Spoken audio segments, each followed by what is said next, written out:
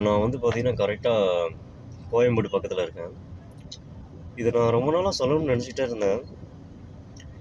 சென்னையில சில சில ஆட்டோக்காரர்கள் மட்டும், "என்னப்பா நீங்க நீங்க வண்டி தான் ஓட்டுறீங்களா? இல்ல வேற எதுவும் திங்கிங்ல வண்டி ஓட்டுறீங்களான்னு தெரியல. நீங்க ஓட்டுறது ஆட்டோ. அது பைக் கிடையாது." சில ஆட்டோக்காரங்கள் என்ன பண்றாங்கன்னா, அந்த ஆட்டோல ஏறி உட்காந்தா அப்படி தோணிருமான்னு தெரியல. பைக் மாரி ஓட்டுறாங்க. அப்படியே சின்ன ஒரு கேப் நம்ம சைடுல ரைட்டோ, லெஃப்ட்டோ எடுத்துறக்கூடாது. அந்த கேப்ப யூஸ் பண்ணி உள்ள போறது. அப்போ சடனா உள்ள வரும்போது டிரைவர், கேப் டிரைவர் ஆகட்டும், இல்ல மத்த வேற வண்டி ஓட்டுற டிரைவர் ஆகட்டும், என்ன பண்ணுவாங்க, பதட்டத்துல ஏதாவது ஒண்ணு லெஃப்ட்லயோ, ரைட்லயோ அவங்க போறவங்கள ஆப்போசிட்ல போறவங்கள இடிக்க ஆரம்பிச்சுருவாங்க. ஸோ ஆட்டோ ஓட்டுற நண்பர்கள் கொஞ்சம் நீங்க எல்லாருக்கும் அவசரம் தான். அவசரமா போய் ஒண்ணும் பண்ண போறதில்ல. ஒருத்தர போய் டிராப் தானே பண்ண போறோம். அத மீறி நம்ம என்ன ஆம்புலன்ஸா ஓட்டுறோம்? இல்ல ஆம்புலன்ஸ் எமர்ஜென்சில ஆட்டோல ஏறிருவாங்களா? கேப்ல ஏறிருவாங்களா? கேப்ல ஏறினாலும், ஆட்டோல ஏறினாலும், கஸ்டமரே சொன்னாலும், நம்ம நிதானமா தான் போகணும். இது ஒண்ணும் ஆம்புலன்ஸ் கிடையாது. ஸோ கொஞ்சம் மெதுவா போங்க. ரைட், லெஃப்ட் கொஞ்சம் பாருங்க. கேப் டிரைவரு, இல்ல மத்த டிரைவரு எல்லாரும் நம்மள மாரி சம்பாரிக்க வந்தவங்க தான். கஷ்டத்துக்கு வந்தவங்க தான். அவங்களோட நிலைமைய யோசிச்சு பாருங்க. நீங்க பாட்டுக்கு போயிடுறீங்க, இடிச்சிடுறீங்க. ஏதாவது ஒரு சின்ன டேமேஜ் ஆனா, வண்டியில ஒரு சின்ன டேமேஜ் ஆனா எவ்வளோ செலவாகுது? அன்னைக்கு நம்ம சம்பாரிச்சது ஃபுல்லா, வண்டி ஓட்டுனது ஃபுல்லா வேஸ்ட் ஆயிருது. இப்ப கூட பாருங்க, ஒரு ஆட்டோக்காரர், ஒரு பைக்காரரோட பிரச்சனை. நான் இங்க தான் நின்னுட்டு இருக்கேன். தப்பு அந்த ஆட்டோக்காரர் மேல தான். அந்த பைக்காரருக்கு விவரம் தெரியல.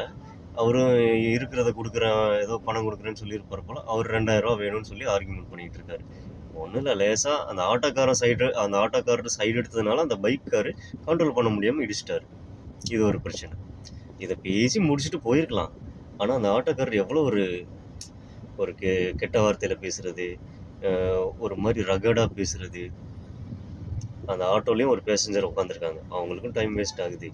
டிராஃபிக்லயும் ஒரு 2, 3 சில வண்டிகள் நின்னு போகுது. ஏன்பா இப்படி இருக்கீங்க? சில ஆட்டோக்காரர்கள் உண்மையிலே ரொம்ப நல்லவங்க. நம்ம வண்டி வர்றத பார்த்துட்டு நிறுத்துவாங்க. அவங்களே வழி குடுப்பாங்க. அந்த மாரி நீங்களும் இருங்களேன். ஏன்பா இப்படி? ஆட்டோவ பார்த்தாலே ஆப்போசிட்லயாகட்டும், இல்ல பின்னாடி ஆட்டோவ பார்த்தாலே வண்டி ஓட்டுற எனக்கு பக்கு பக்குன்னு இருக்கு. டக்குன்னு அவருக்கு வழி விட்டுறணும் அப்படின்னு தோணுது. இல்ல ஐயோ! அவர் கடந்து போயிடணும்னு தோணுது.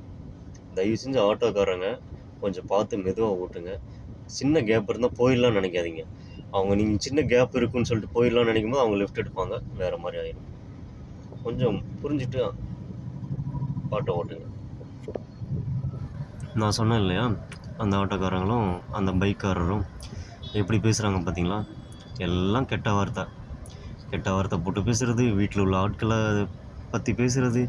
ஏன் இப்படி இருக்காங்கன்னு தெரியல. அவரு பாவம் ஏதோ ஆஃபீஸ்க்கோ, இல்ல வேலைக்கோ போறவரு. அவரையும் நிறுத்திட்டு ஆட்டோக்குள்ள இருக்கிற பேசஞ்சரையும் வெயிட் பண்ண வச்சுக்கிட்டு, கிட்டத்தட்ட 1/2 மணி நேரமா நிக்கிறாங்க. நானும் ஆர்டர் வரலன்னு நின்னு வேடிக்கை பார்த்துட்டு இருக்கேன். போய் இறங்கி கேட்கணும்னு தான் தோணுது. நம்மளோட வேலையும் போகும் இல்லையா?